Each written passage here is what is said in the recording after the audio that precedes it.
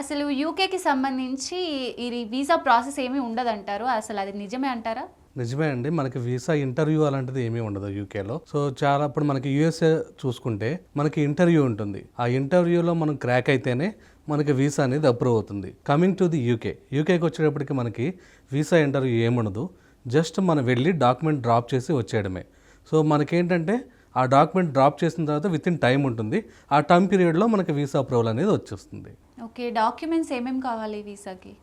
Visa check list documents compulsory మనం జాగ్రత్తగా తీసుకువెళ్ళాలి. సో ఏ కంట్రీకి వెళ్ళినా సరే మనకి వీసా చెక్ లిస్ట్ డాక్యుమెంట్స్ అనేది important. So coming to the యూకేకి వచ్చేటప్పటికి మనకి చెక్ లిస్ట్ డాక్యుమెంట్స్ ఏం కావాలి అంటే, సో మనకి ఏదైతే అపాయింట్మెంట్ లెటర్ ఉంటుంది, అలాగే ఫైనాన్షియల్స్ ఉంటాయి, క్యాష్ లెటర్ ఉంటుంది, అలాగే మనకి ఆఫర్ లెటర్ వస్తుంది కదా కాలేజ్ నుంచి, యూనివర్సిటీ నుంచి వచ్చిన offer letter and financials and దాంతోపాటు మన ఎడ్యుకేషనల్ డాక్యుమెంట్స్ అన్నీ తీసుకువెళ్ళాలి.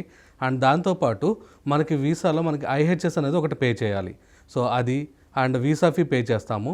ఆ confirmation page and IHS pay చేసిన ఫీజు, ఈ రిసిప్ట్స్ అన్నీ మనం తీసుకుని వెళ్ళాలి.